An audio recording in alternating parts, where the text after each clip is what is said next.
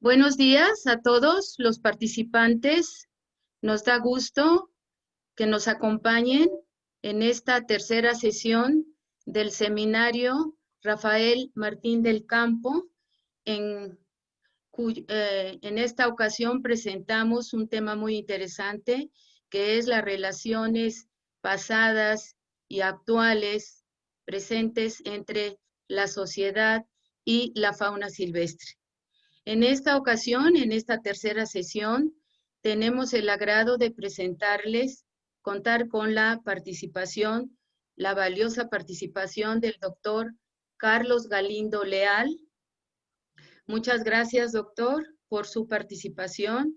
Nos da gusto que nos acompañe en esta tercera sesión del seminario.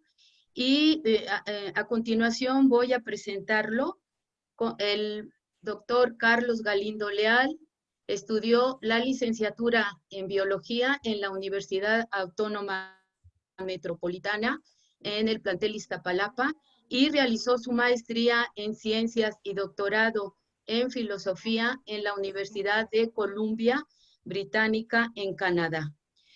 Fue investigador en el Centro para la Biología de la Conservación Aplicada de la Facultad de Manejo Forestal de la Universidad de Columbia Británica y director de Conservación Tropical para el Centro para la Biología de la Conservación de la Universidad de Stanford en California. Ha sido también director del Estado de las ecorregiones prioritarias en el Centro de la Ciencia de la Biodiversidad Aplicada de Conservation Internacional en Washington, D.C.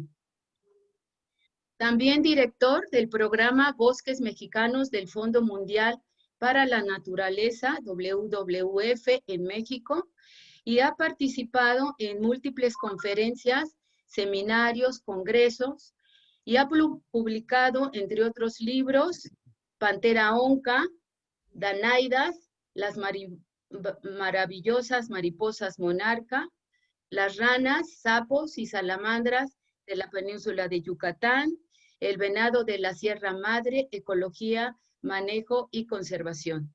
Asimismo, el doctor Galindo ha escrito artículos en revistas científicas y de divulgación en México, Desconocido y Especies.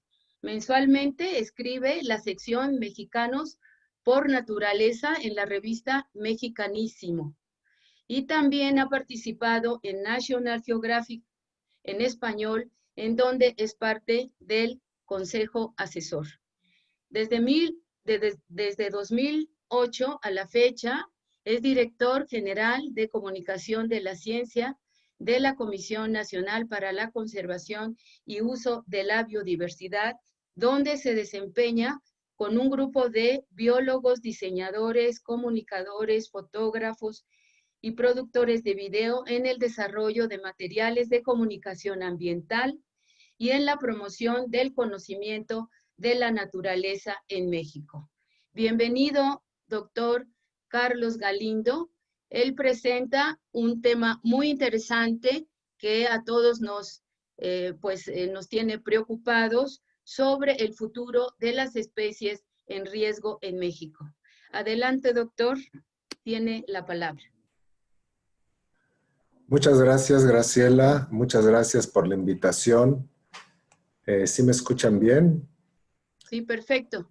Gracias. Se escucha muy bien, doctor. Perfecto. Gracias por la invitación al seminario Rafael Martín del Campo y Sánchez, organizado por el Laboratorio de Vertebrados de la Facultad de Ciencias. Muchísimas gracias. Es un gran gusto estar aquí y poder compartirles algunas de las ideas que he tenido a lo largo de varios años sobre las especies en riesgo. Como escucharon un poco, he tenido varias vidas.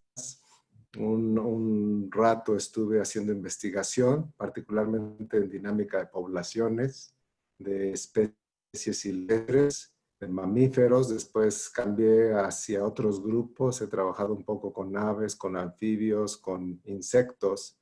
y también con plantas, siempre acompañado de un buen especialista. Yo no soy especialista, sino siempre acompañado de un buen taxónomo, de un buen biólogo de campo.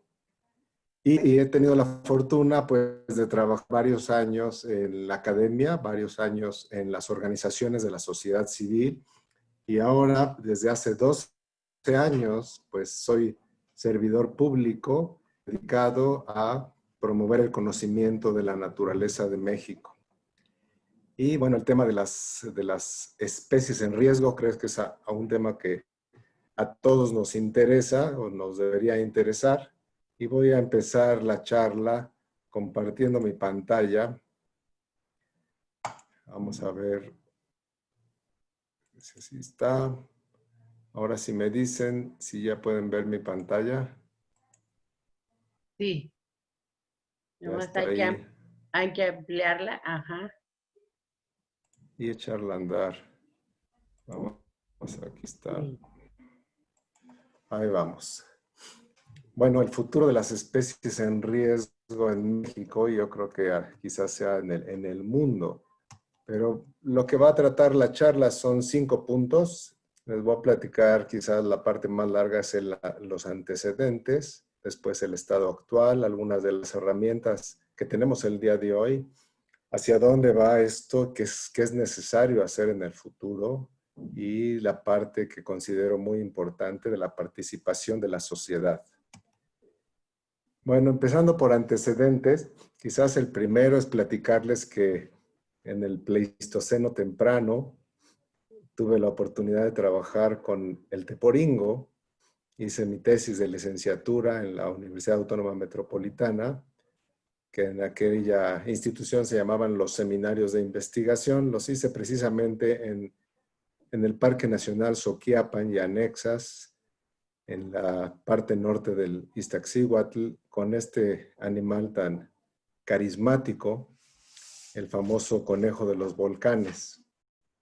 Y eso me llevó a pues, empezar a reflexionar sobre las especies en riesgo y sobre las áreas protegidas, sobre estos dos temas que pues toda la vida he tenido como muy presentes. Salí, como mencionaron, de México después de hacer la licenciatura y un año de trabajo en el Instituto de Ecología, conociendo, gracias al Instituto de Ecología, las reservas de Mapimí, las reservas de la biosfera de Mapimí y de la Michilia. Y salí a Canadá a trabajar, a hacer mi maestría y el doctorado. Y después del doctorado, tuve la fortuna de trabajar con un par de especies en riesgo en Canadá. Y de hecho, estas especies me tocó incluirlas en la lista de especies en riesgo de Canadá. El topo de Townsend que ven aquí.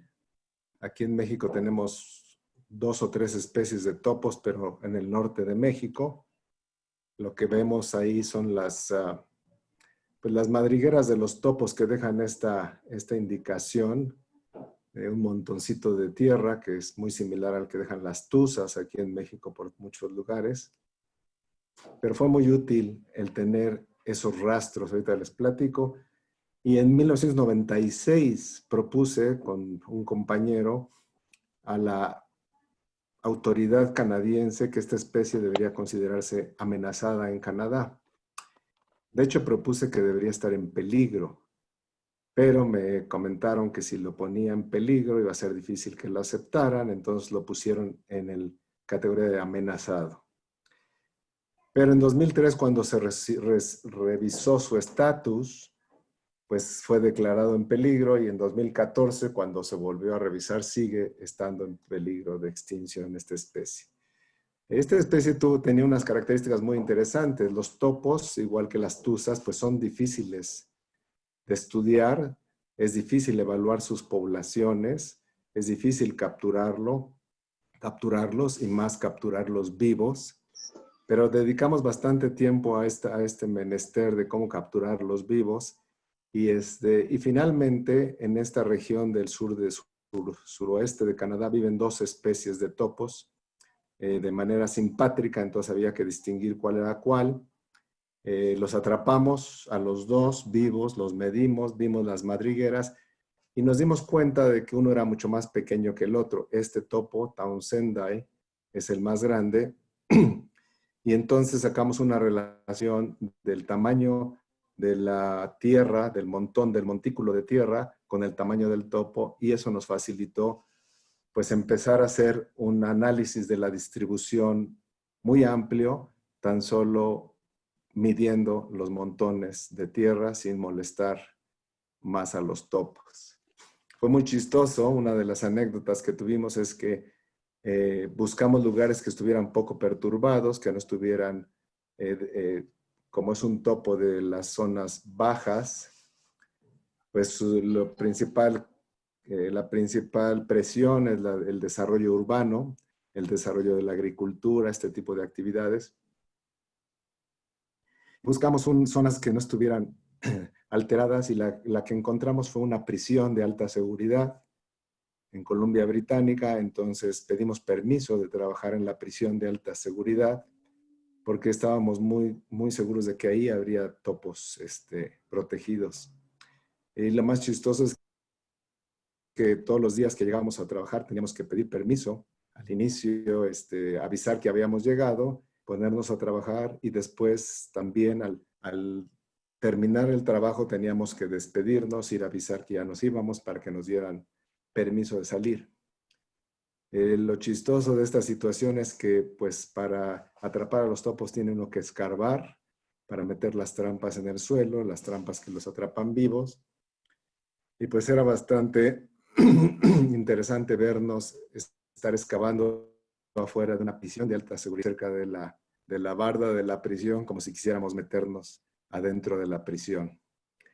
Así es que esa fue otra experiencia que tuve con especies en peligro de extinción, y también me tocó trabajar con esta musaraña, una musaraña bastante grande de zonas ribereñas. Es una musaraña acuática que para alimentarse pues bucea por insectos acuáticos y vuelve a salir. Vive en las orillas de los ríos, también en las partes bajas. Lo mismo, después de hacer un estudio de esta musaraña, la propuse como amenazada, también la propuse como en peligro, pero sucedió lo mismo que con el topo. Me dijeron que si la ponía en peligro, pues se iba a rechazar. Así es que quedó como amenazada. Y como pueden ver ahí en la transparencia, en la más reciente revisión, pues ya se considera en peligro, como lo había yo propuesto, pues bastantes años antes. Así es que esta es una experiencia que tuve y que pues también me ha dejado marcado sobre pues la dinámica de estas especies en riesgo. Vamos a platicar un poquito. Los antecedentes, pues tenemos un antecedente muy fuerte que es el Endangered Species Act, o la ley sobre especies en peligro de Estados Unidos, que se inició en 1973 y que ha sido una de las leyes más fuertes desde el punto de vista ambiental en Estados Unidos. Sin embargo, pues con los recientes cambios que está proponiendo el presidente Trump, pues esta ley puede perder muchísima fuerza, ¿no? Hay varias caricaturas que pueden encontrar, como esta que dice que toda la vida está conectada, casi toda la vida, porque pues se le está quitando mucha fuerza a esta ley para promover el tipo de desarrollo minero, de petróleo, etcétera, etcétera, ¿no? Pero viendo más en conjunto los antecedentes, tenemos que en los años 60 empezó el movimiento ambientalista, muy influenciado por una escritora, Raquel Carson, con un libro que se llama Primavera Silenciosa, y eso desató pues movimientos en todo el mundo. Ojalá tuviéramos algo similar. Actualmente es realmente necesario. Y bueno, y se crea la lista roja de la Unión Internacional para la Conservación de la Naturaleza, que actualmente pues es la autoridad mundial en especies en riesgo, y ha tenido toda una evolución que ha ido mejorando. Pues 10 años antes que la ley de Estados Unidos, Canadá empieza en 77 con este comité del estatus de las especies en peligro en Canadá, que es precisamente donde yo metí estas 2 especies a esa lista. Y en los 90 se inicia la norma oficial mexicana 059, que todos conocemos, la norma de especies en riesgo, bueno, que todos los biólogos conocemos o deberíamos de conocer. Y Canadá fortalece su ley en 2002 también, ¿no? Igual aquí en México, pues seguimos con una norma, no es una ley, entonces todavía tenemos un camino adelante. Pero bueno, ¿qué es una especie en riesgo? Estas son especies cuyas poblaciones pues son pequeñas o están disminuyendo. Son los 2 problemas que algunos consideran los 2 problemas principales de la conservación. Las especies restringidas o las especies que disminuyen.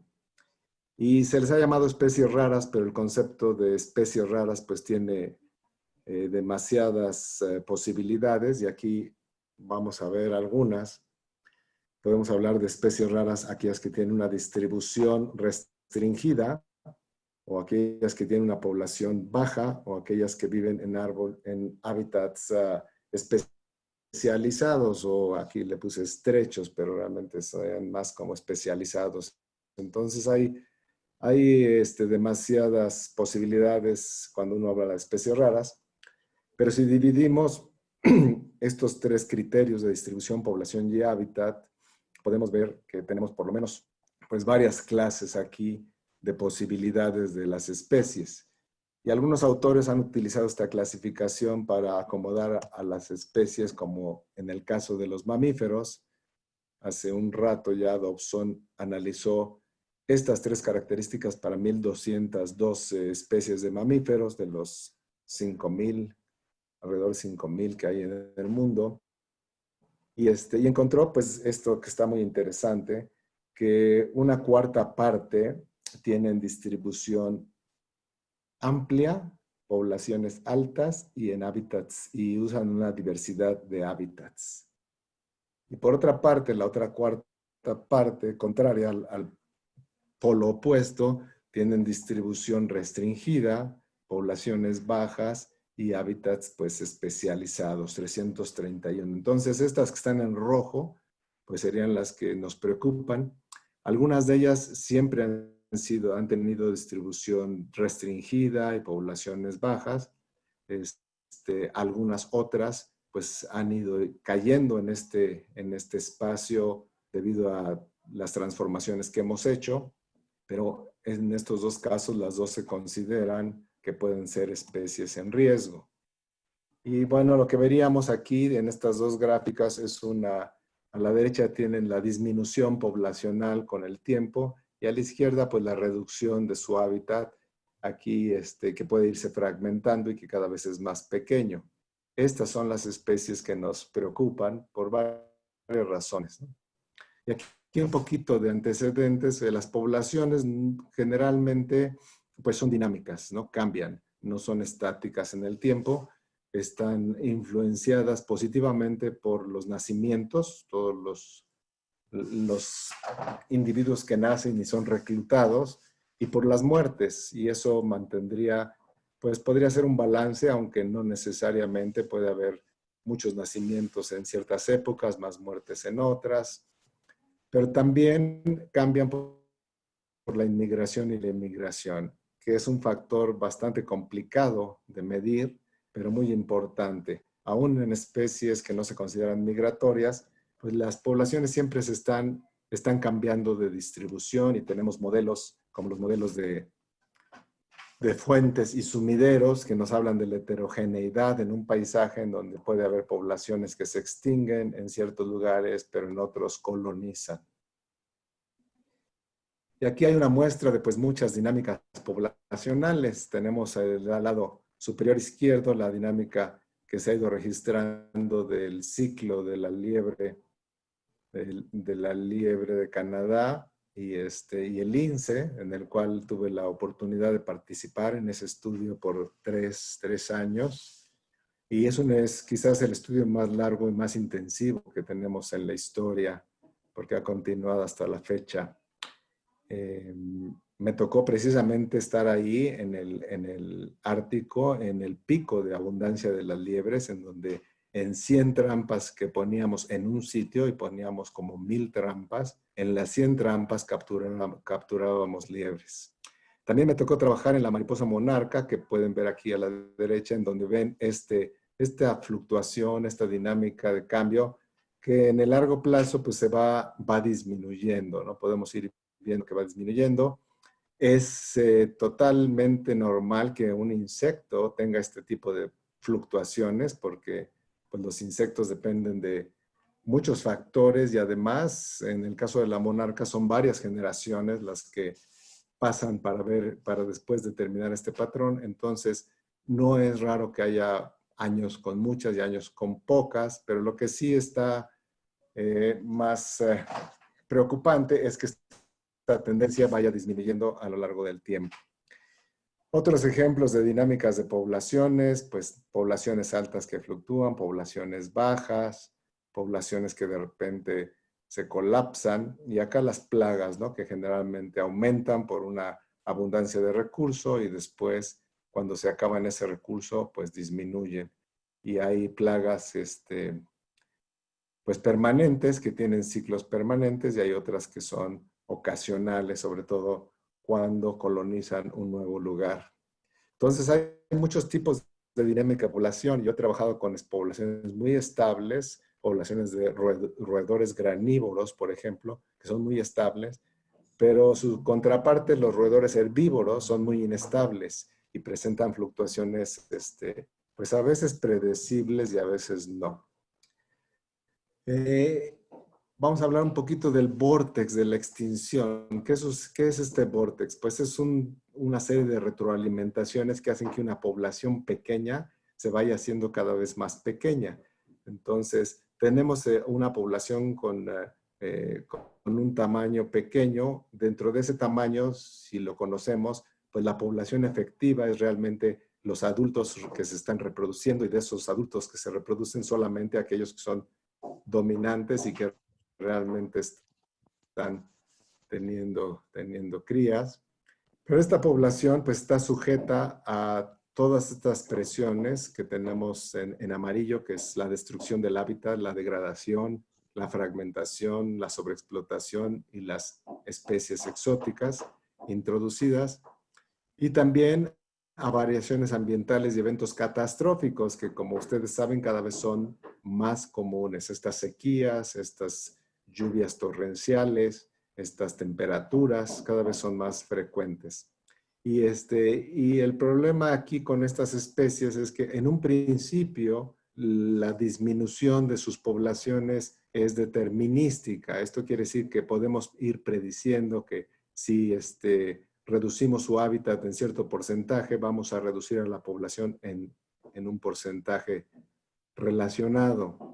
Sin embargo, cuando empieza la población a disminuir cada vez más, empezamos a tener estos problemas del lado izquierdo, que son la deriva genética, una menor habilidad de adaptación de la población, la depresión genética por consanguinidad, la población dividida por fragmentación y la variación demográfica. Y estos factores hacen que esta disminución determinística se vuelva en estocástica, es decir, al azar. Quiere decir que es poco predecible, y si bien empujamos a la población a hacerse pequeña en principio por alguno de los factores que conocemos, después cuando tiene un tamaño pequeño, pues hay otros factores, como puede ser un huracán, como puede ser un incendio, que pueden terminar con la población rápidamente. Entonces, ese es un problema que hay que tomar en cuenta. Las disminuciones poblacionales pasan de ser determinísticas a ser estocásticas por el pequeño tamaño de la población. ¿Por qué disminuyen estas poblaciones? Bueno, todos lo sabemos, son 4 factores principales. Y esto es la parte muy general. Principalmente porque nosotros destruimos y deterioramos su hábitat con todas nuestras actividades agrícolas, urbanas, de infraestructura, etcétera. La sobreexplotamos, ¿no? En el caso de muchas especies es directa sobreexplotación. Podemos hablar de muchos de las especies marinas, de peces, de invertebrados marinos, que están sufriendo una sobreexplotación muy intensiva.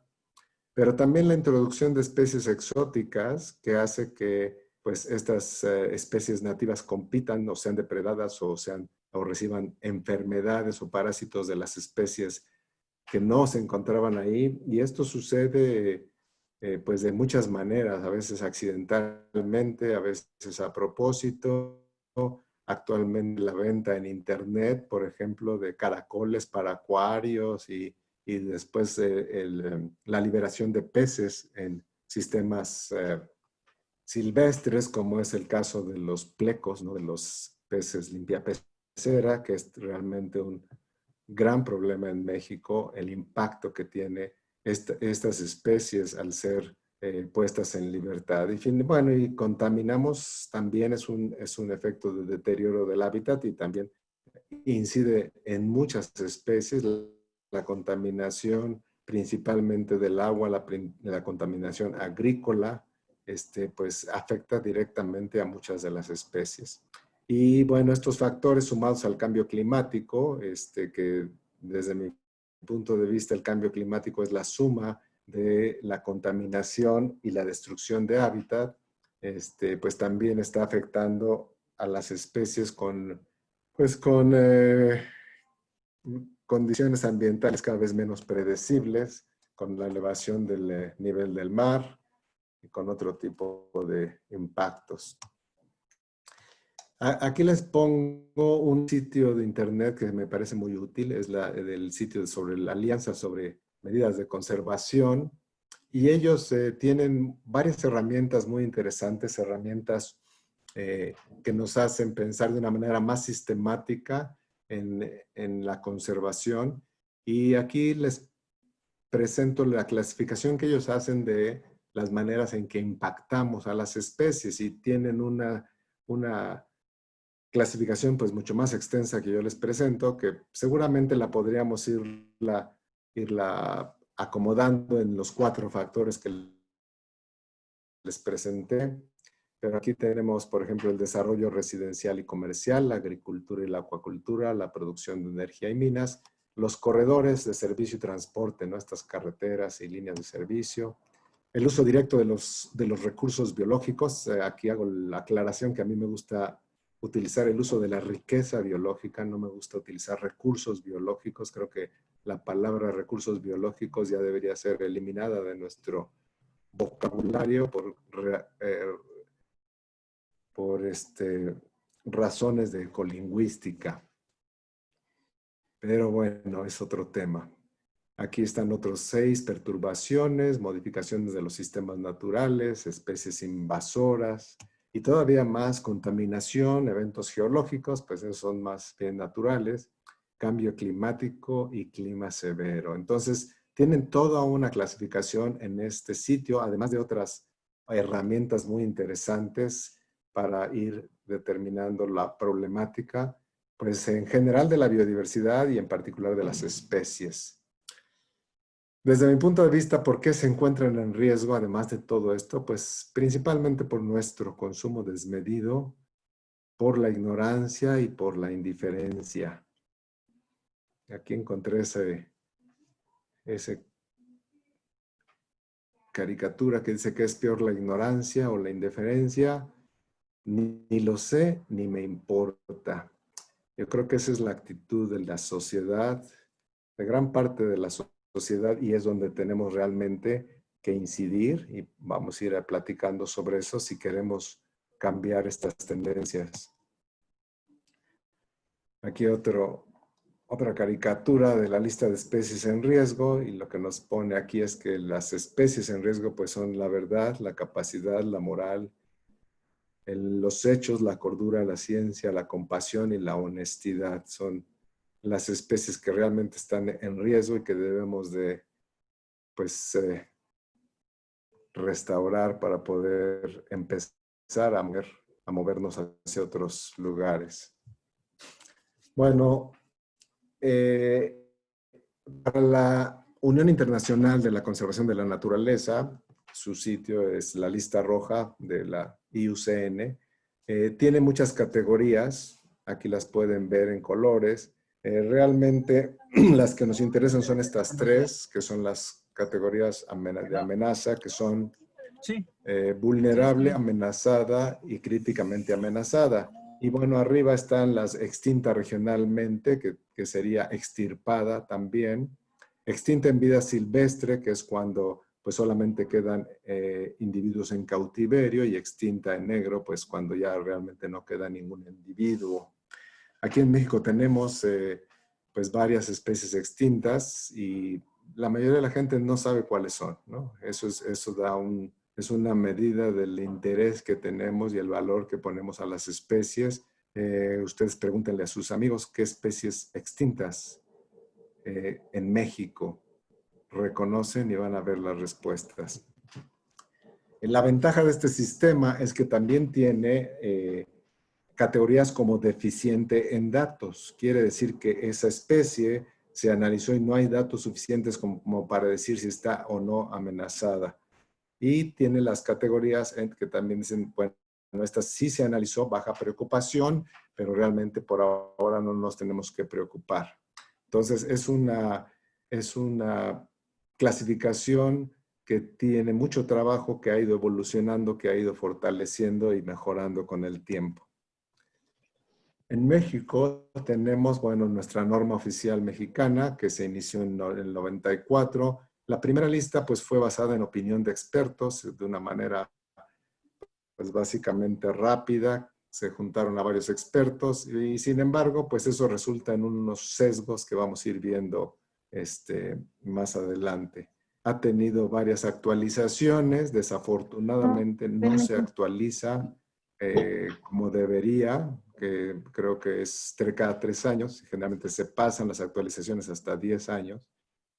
Y ha evolucionado también porque ya en el 2001 se definió un método de evaluación de riesgo, se eliminó la categoría rara precisamente por los comentarios que les hacía del problema con este término de raro, y se incluyó la categoría de probablemente extinta en el medio silvestre. ¿Y por qué probablemente extinta? Pues porque es muy difícil realmente decir si una especie está extinta o no, y muchas veces aparecen los lázaros, ¿no? Las especies que resucitan y que se pensaban extintas y después de mucho tiempo pues se da uno cuenta de que no, porque no tenemos realmente mucha inversión en el monitoreo de las especies. Vamos a platicar también de esto.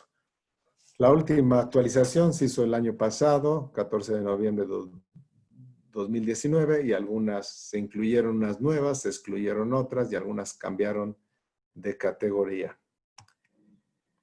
Aquí tenemos actualmente pues una de las grandes productos que hemos desarrollado y de los cuales estamos muy orgullosos es Enciclovida.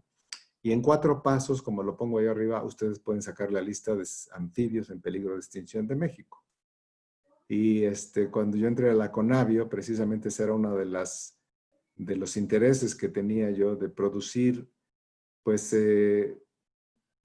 herramientas que la gente pudiera utilizar, herramientas con fotografías. La norma 059 por muchos años eran una lista de nombres científicos, no tenía ni siquiera las fotos. Y actualmente, afortunadamente, pues este es un éxito que hemos podido transitar y podemos seguirlo haciendo mejor con el apoyo de todos ustedes. Esta plataforma es una plataforma en donde pueden ustedes hacer comentarios, pueden proporcionar fotografías, pueden proporcionar información para irla enriqueciendo. Pero luego hablamos de Enciclovida. ¿Cuál es el estado actual de las especies en riesgo? Bueno, pues tenemos también esta información. En general, toda la información que les presento está en el sitio web Biodiversidad Mexicana. Esta es la página de las categorías de riesgo, donde pueden ver las definiciones, pueden ver cuántas especies están en cada categoría, pueden entrar también a ver los diarios oficiales de estas evaluaciones. Tenemos 4 categorías en México, Pero una categoría que siempre ha sido sujeta a, pues a discusión, ¿no? Está la probablemente extinta en el medio silvestre, en peligro de extinción, amenazada, y tenemos esta categoría sujeta a protección especial, que realmente es una categoría que muchos investigadores opinan no debería estar en la norma, porque incluye especies muy, muy distintas, especies que son abundantes, pero tienen un uso también fuerte, como el de las muchas de las maderas valiosas, pero también encuentran ahí pues una cantidad de anfibios pequeños que realmente sí están muy restringidos, entonces como que es una categoría que debería estar en otro tipo de norma. Eso es lo que se opina. Aquí vemos la distribución de las especies en riesgo. Tenemos 535 en peligro de extinción. Pueden ver que hay más animales que plantas. Aquí también en las amenazadas más animales que plantas y también en las sujetas a protección especial. Y acá en las probablemente extintas, 48 están acá también más animales. Y ese es un primer sesgo que es evidente. El primer sesgo que es, hay una, pues hay mucho más animales y entre animales hay mucho más vertebrados que invertebrados y hay menos plantas. Y eso es quizás por el sesgo en la participación de los investigadores o por el sesgo en la información que tenemos. Los criterios que utiliza el método de evaluación de la norma son estos 4. Es qué tan amplia es la distribución, habíamos hablado de eso. En México, esto es muy interesante, es muy importante porque es distinto del criterio de la lista roja internacional. En el caso, por ejemplo, del jaguar, en la lista roja no está en una categoría de peligro porque están evaluando la distribución internacional o mundial, mientras que en el caso de México estamos viendo la distribución en México. El estado del hábitat, con respecto al desarrollo natural del taxón, su vulnerabilidad biológica, unas especies son más vulnerables que otras por cuestiones ya sea poblacionales o por cuestiones de que la gente las utiliza más, y actividad, el impacto de la actividad económica. Entonces, estos son los 4 criterios del método de evaluación de riesgo. Y una vez que se evalúan y que entran a la lista, que a veces lleva mucho tiempo, la Semarnat, a través de la Comisión Nacional de Áreas Protegidas, tiene los programas de recuperación y repoblación, los PACES, que son ya los programas de acción para la conservación, y recientemente un programa para la protección y restauración de ecosistemas y especies prioritarias, pero más dirigido a las comunidades, lo cual es muy interesante y tenemos que poner más atención en eso.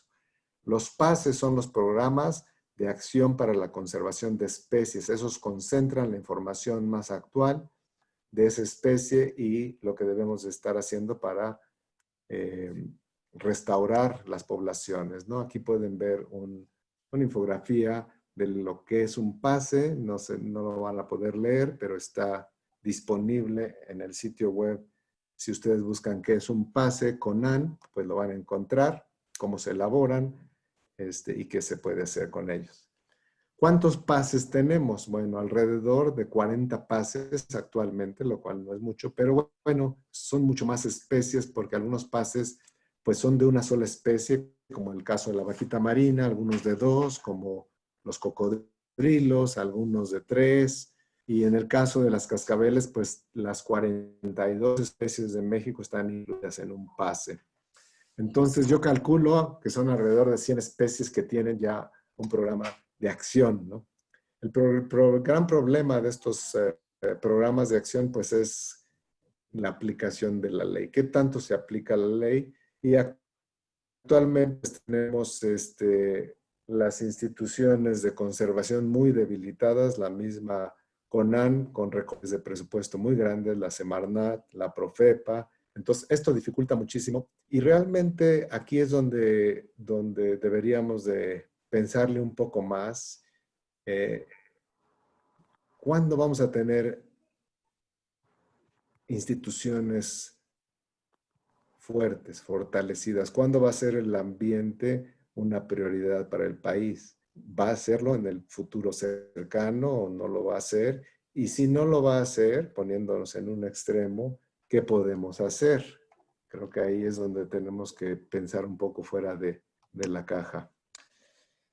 Pero aquí hay un problema muy grande y esta es otra anécdota que me encontré este cartel en en el edificio de la Semarnat, un día que fui ahí a visitarlos. Dice, gane un viaje para vivir la aventura más grande de tu vida.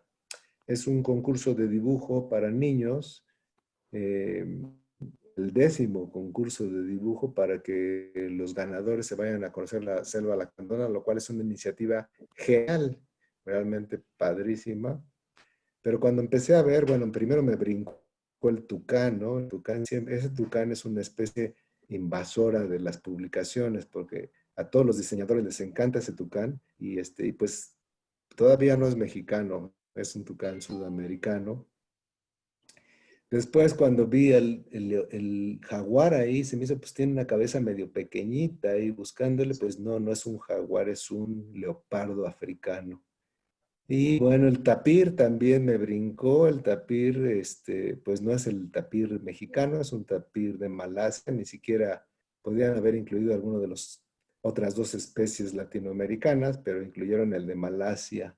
Y luego las mariposas, pues tampoco son de este país, y ya no me acuerdo ahí, tampoco creo que por ahí había un mono araña que tampoco era la especie mexicana, allá por ahí hay un cocodrilo.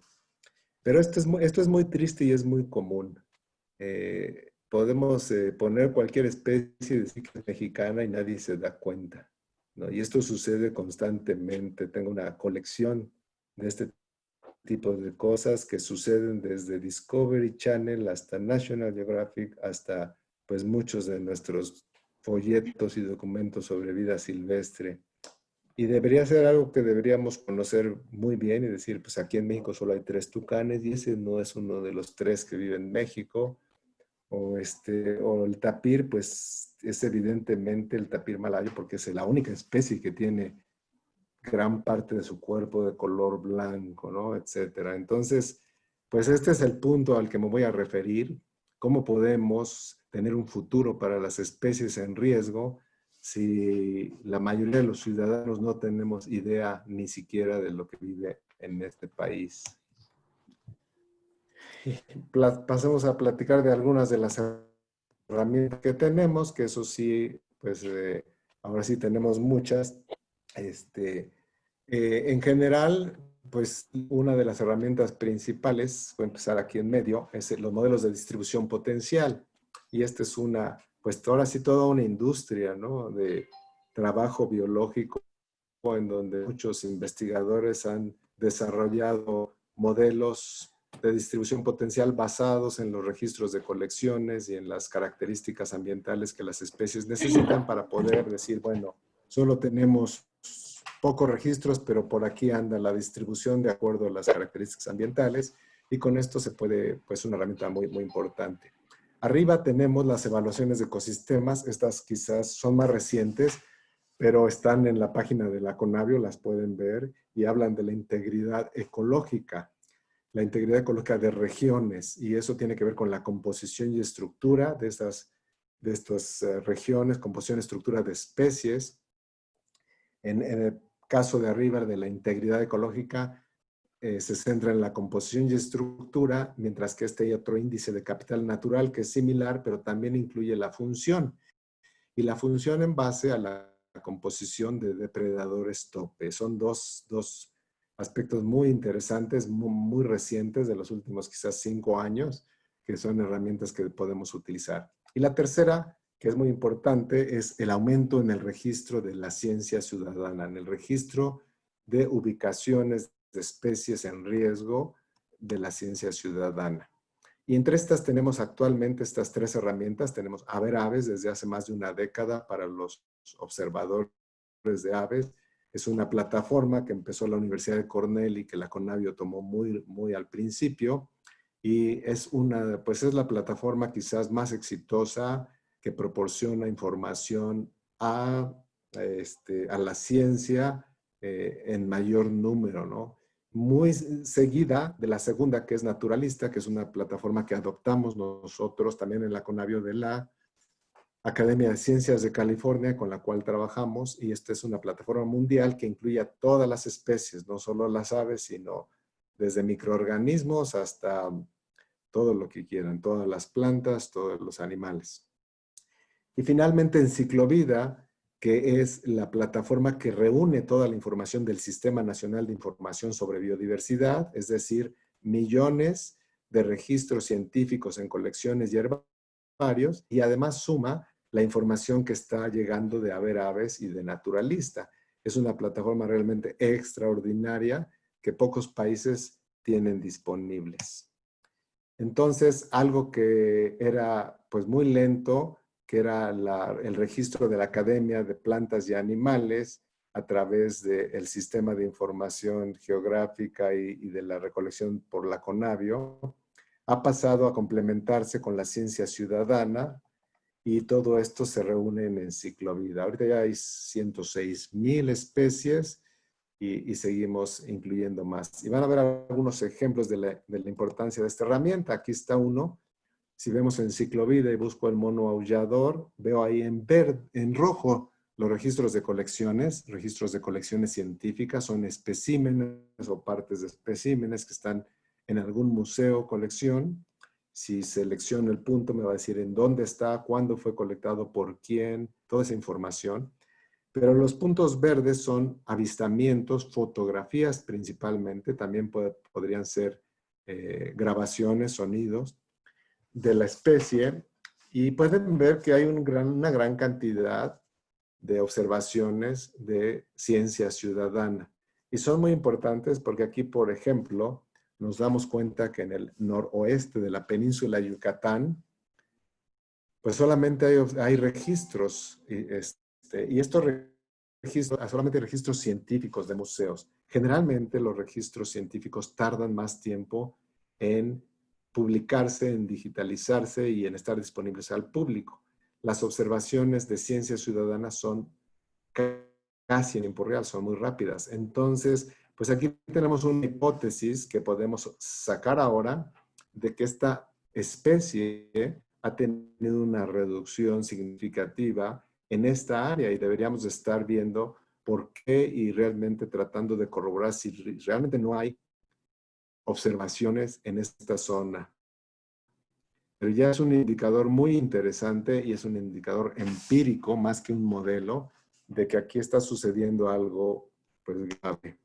Aquí está también el caso del tapir, en donde tenemos algo similar. También en el norte de la península solamente hay registros científicos que son pues generalmente más antiguos que los de ciencia ciudadana. Y también acá en la parte de Guerrero y Oaxaca solamente tenemos registros.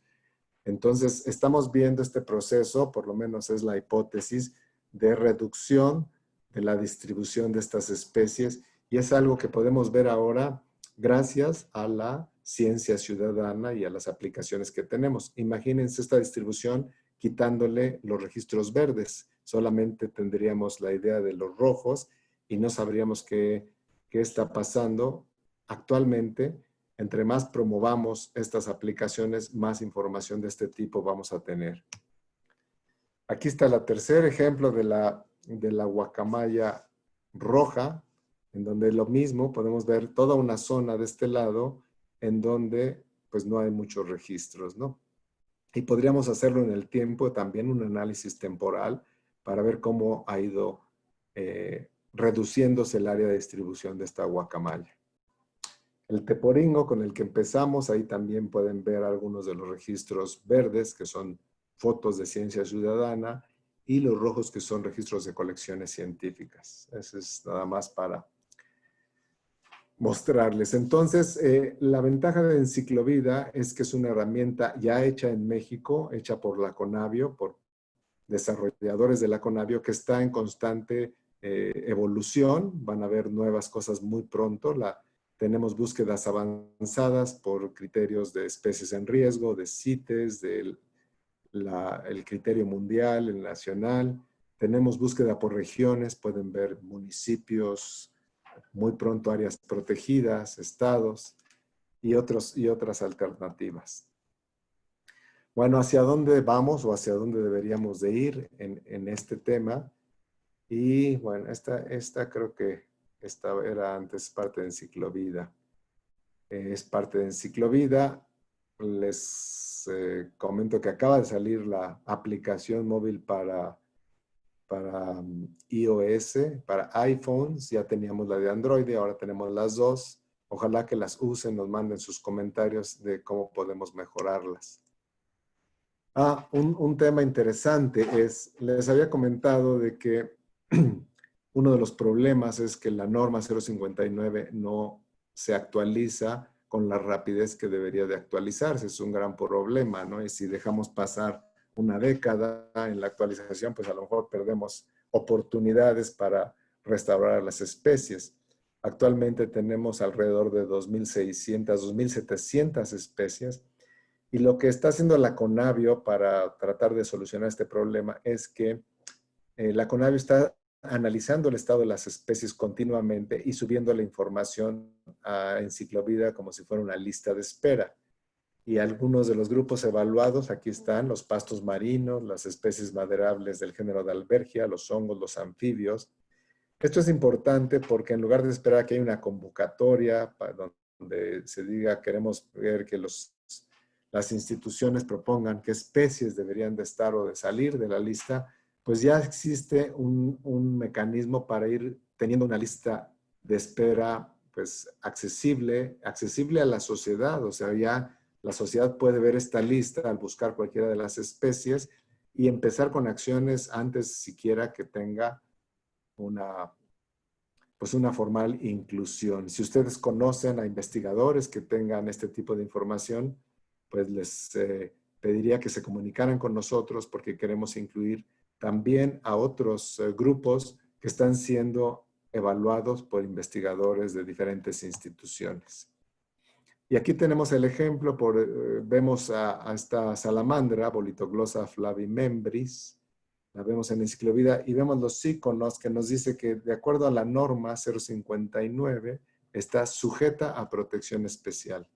De acuerdo a la evaluación de la Conavio, debería estar en peligro de extinción.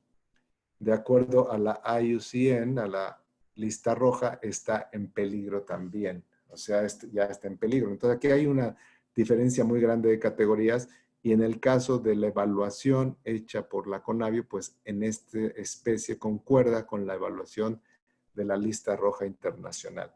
Esta información ya está arriba, ya la pueden ver en Enciclovida cuáles especies deberían tener categorías de riesgo y todavía no las tienen. Bueno, todavía tenemos un gran camino de modificaciones, de mejoras, y aquí hay pues una lista que hemos hecho entre varios investigadores de cuáles son algunos de los temas que deberían de irse viendo muy rápidamente. El primero pues es el instrumento jurídico, necesitamos hacerlo más eficiente y efectivo, más en tiempo real de alguna manera y que realmente tuviera impacto. Los métodos de evaluaciones, pues nos hemos dado cuenta y por eso Conavio ha estado haciendo estas evaluaciones de que se requieren de varios métodos para diferentes grupos biológicos que tienen diferentes características biológicas. Un solo método, pues no se puede ajustar a la gran diversidad biológica que tenemos en el país.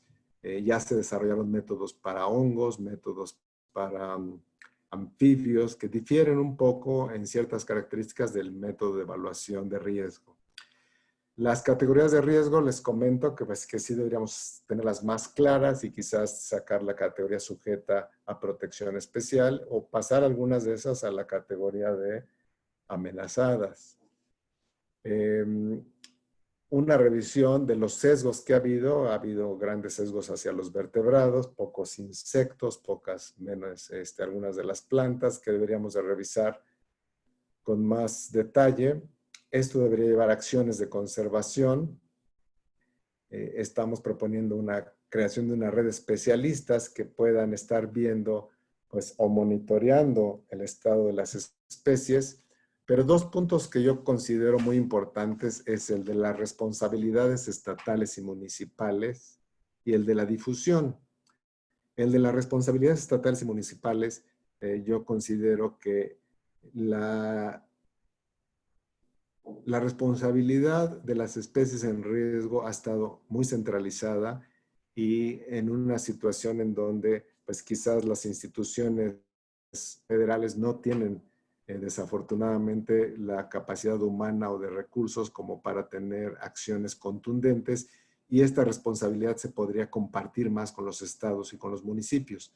En muchos países, en el caso por ejemplo de Canadá o de Estados Unidos, no solo hay listas nacionales de especies en riesgo, sino también hay listas estatales o provinciales. Y eso le da responsabilidad a esas entidades, a las entidades estatales o hasta las municipales, de hacer acciones por esas especies. Y entonces de esa manera estaríamos cubriendo mucho más área y quizás sería mucho menos costoso tener acciones a nivel local que tratar de, pues, de movilizar toda una acción nacional.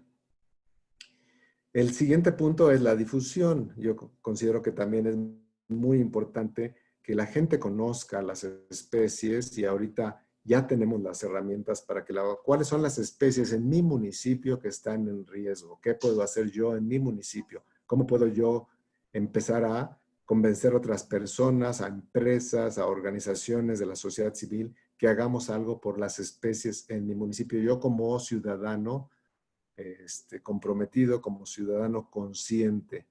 Y bueno, hay otras sugerencias, pero esas son quizás las principales hacia donde tenemos que ir. Y voy a dedicarles la última parte ya muy brevemente a la participación. Esta es una fotografía de la marcha que organizó un fotógrafo de naturaleza hace un par de años sobre la vaquita marina.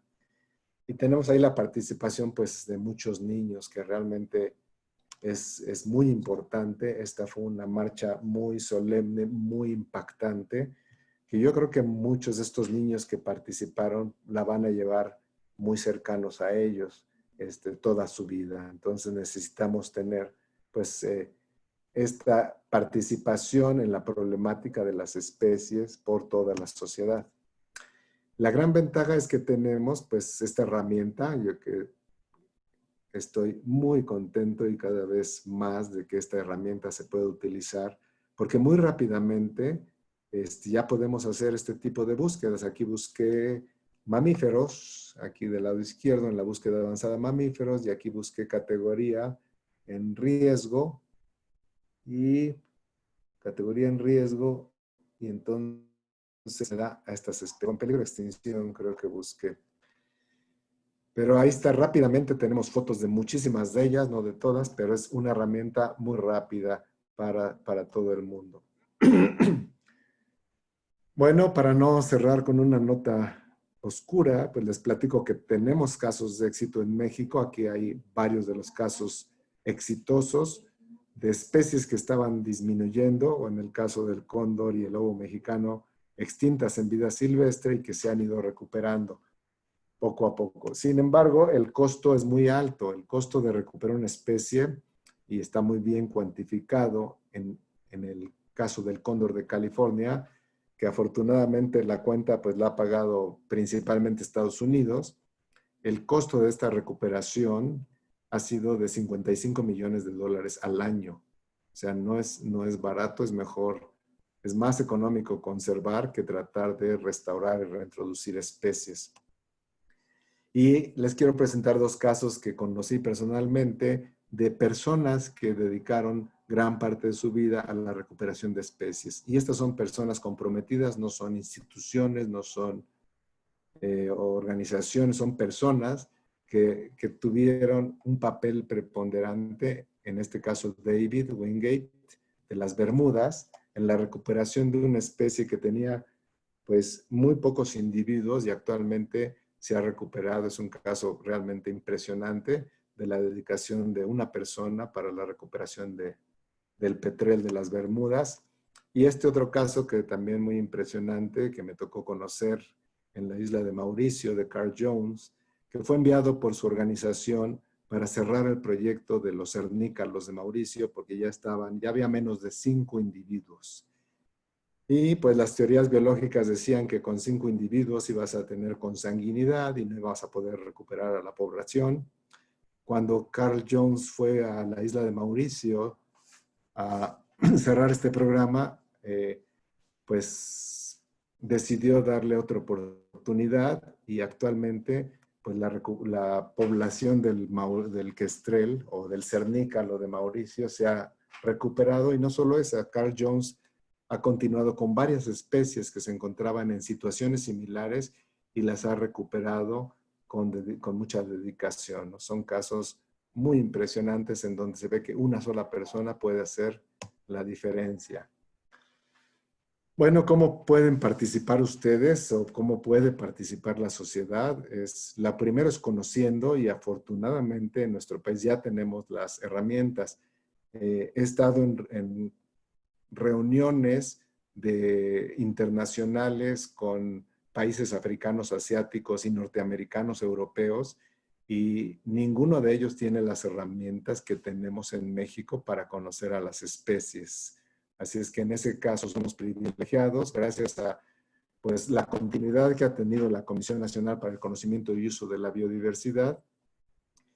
Y bueno, podemos también participar promoviendo estos temas, enseñándole a la gente que esto existe. Mucha gente está interesada, pero no sabe que puede aprender más fácilmente. Hay que compartir estas herramientas, denos retroalimentación en las herramientas, podemos mejorarlas, por supuesto. Nosotros trabajamos con Wikipedia mejorando sus descripciones, ya que la CONABIO pues solamente tiene alrededor de 4,000 descripciones de especies en riesgo e introducidas. Entonces muchas otras las trabajamos con Wikipedia, pero tenemos un sistema también para trabajar descripciones de especies independientes, y si están interesados, con mucho gusto podemos platicar de ese sistema y de cómo ustedes pueden colaborar. Y por supuesto, hay lugar para servicios sociales, para que nos apoyen en muchos de los huecos que todavía quedan de información para que esté disponible al público. Pues aquí voy a pararle. Muchísimas gracias. El primer paso para conservar y para valorar nuestras especies es el conocimiento. Pero la gran noticia es que en México ya lo tenemos. Tenemos por lo menos una base. Muchas especies tienen poca información, ¿de acuerdo? Pero ya tenemos una manera de saber cuáles tienen poca información y cuáles tienen mucha información. Así es que otra vez, muchísimas gracias por la invitación y con mucho gusto podemos platicar sobre algunos de estos temas. Pues muchas gracias, doctor Galindo. Le agradecemos enormemente su participación y tenemos algunas preguntas para usted. La primera la hace Raúl Calderón. ¿En qué consiste la depredación de especies exóticas? Bueno, las especies exóticas son las que no tienen una historia evolutiva con la comunidad a donde llegan. Son especies introducidas y aquí tenemos toda una lista de ellas. Pero quizás, bueno, el caso, te voy a dar algún caso. Muchas especies de peces han sido introducidas de otros países, de África, aquí mismo en Xochimilco, y cuando introduces una de esas especies, pues trae varios problemas, ¿no? Algunas no florecen, digamos, pero otras pues pueden ser depredadores de las especies nativas, como es el caso en Xochimilco, pues de algunas de las tilapias y de las carpas que han sido introducidas, que son especies depredadoras de los ajolotes mexicanos y de los acosiles y de otras especies de peces que son nativos. Entonces, estas especies introducidas pueden depredar a las nativas, pueden competir con ellas, pueden transmitirles enfermedades, pueden modificar su hábitat, o sea, tienen impactos y hay que tener mucho cuidado con este tipo de especies. La gente trata de pues darle una segunda vida a sus mascotas, a sus peces, y ha causado un problema terrible el soltar a los peces de acuarios en lugares naturales, en ecosistemas nativos, está causando problemas muy fuertes. Muchas gracias, doctor. Otra pregunta. Los corales, Verónica Farías Pregunta, ¿los corales están en la lista de especies en extinción o en lista de espera? Pues hay algunos corales que sí están adentro, como los corales de cuernos de alce o astas de alce. Hay algunas especies que sí están y algunas no lo están y algunas no lo están ni siquiera en lista de espera. Pero tu pregunta será respondida con números rapidísimos. Si te metes en Ciclovida, buscas corales y buscas en riesgo. Y puedes ver si están en riesgo en México, en el mundo, etcétera. Entonces, si no están en lista de espera, puede ser por dos razones. Una, porque no hay información suficiente, o dos, porque no ha habido quien haga la evaluación sistemática como para proponerlos. Muy bien. Otra pregunta, doctor, de Bricia Magdaleno. ¿Sí hay futuro entonces distinto a la extinción de la vaquita marina? Yo considero que sí, y voy a empezar primero por las estimaciones. Escuchamos muy a menudo que hay entre 10 y 20 vaquitas marinas, pero si vemos cuál es la metodología de estimación de la población, vemos que hay una variabilidad, y esto está publicado desde hace 20 años con la vaquita marina, que las estimaciones tienen mucha variabilidad, y la variabilidad es entre 10 y 100 individuos. Entonces, ahí hay un problema importante que los científicos tenemos que ser muy claros en ese tipo de información y hacerle entender a la gente que una estimación poblacional tiene incertidumbre, tiene lo que se conoce en estadística como intervalos de confianza, y eso se tiene que entender. Yo pienso que siempre hay el último que se pierde la esperanza, y tenemos muchos casos de especies recuperadas a partir de números que pensábamos ya no era posible recuperarlas, y se han recuperado. Así es que yo creo que sí es posible. Bueno, una última pregunta. Elena Brito eh, hace la pregunta que ¿qué deberíamos de hacer si nos encontramos con una especie invasora? Bueno, la Conavio tiene toda una sección precisamente de especies invasoras. Toda la información de especies invasoras, exóticas invasoras de México, está en el sitio de la Conavio. Pero hay dos tipos de especies exóticas. Bueno, las que se comportan muy bien, al menos por un tiempo. Muchas de nuestras especies ornamentales no se han convertido en invasoras, aunque algunas sí lo están haciendo después de un tiempo. El caso de la jacaranda, que es un árbol precioso y que tenemos aquí en la Ciudad de México y en otras ciudades, pues por mucho tiempo se consideró una especie inofensiva, y sin embargo actualmente en los últimos años ha estado colonizando áreas como el Pedregal de San Ángel como exótica invasora. Pues se requiere un programa de restauración, un programa de restauración. Lo primero que se nos ocurre es que hay que quitarlas, pero hay que quitarlas de manera que no las propaguemos más y que no impactemos el espacio, y hay que promover a las especies nativas. Ahí le sugeriría que visite la PAS. Hay toda una estrategia nacional de especies exóticas invasoras. También vi por ahí que solicitaban mi correo electrónico. Con mucho gusto, es cgalindo@conavio.gov.mx. Les pido a todos que se metan a la página de Biodiversidad Mexicana, la conozcan. Hay muchísima información, y con mucho gusto podemos seguir interactuando. Sí, otros estudiantes que se han conectado le preguntan que si hay posibilidades de entrar a hacer algún servicio social o algún proyecto de investigación. Sí, claro que sí. De hecho, en el caso de los servicios sociales que tenemos desde hace mucho tiempo, muchos de estos servicios los pueden hacer desde su casa, más ahora con la pandemia en la que vivimos, pero desde antes de la pandemia muchos de nuestros servicios sociales están trabajando desde casa en base a productos que vamos coincidiendo de acuerdo a sus áreas de interés. Y aquí tenemos desde información, desde búsqueda de información hasta la parte de diseño. Tenemos muchos servicios sociales de diseño, de video, de fotografía, de diferentes tipos. Entonces, con mucho gusto, si están interesados, podemos ver cuál es su interés y cómo pueden participar con nosotros. Muy bien, doctor. Le mandan saludos de diferentes partes de la República Mexicana, de Baja California, de Mérida, Yucatán, del Estado de México, de Oaxaca, de Michoacán, y también agradecemos la participación de personas que se han conectado de Lima, Perú y de Colombia.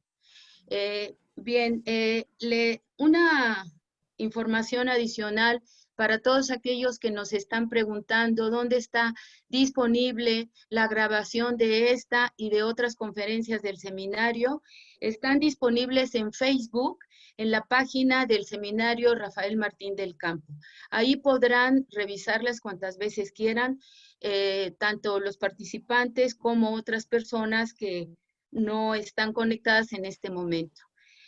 También es importante que les dé a conocer de que este proyecto y de este seminario que estamos y que hemos transmitido, organizado desde hace 12 años, este último es parte de un proyecto PAPIME, del proyecto PE 2030-19, por lo cual pues nos sentimos muy satisfechos de que haya una gran participación, aún teniendo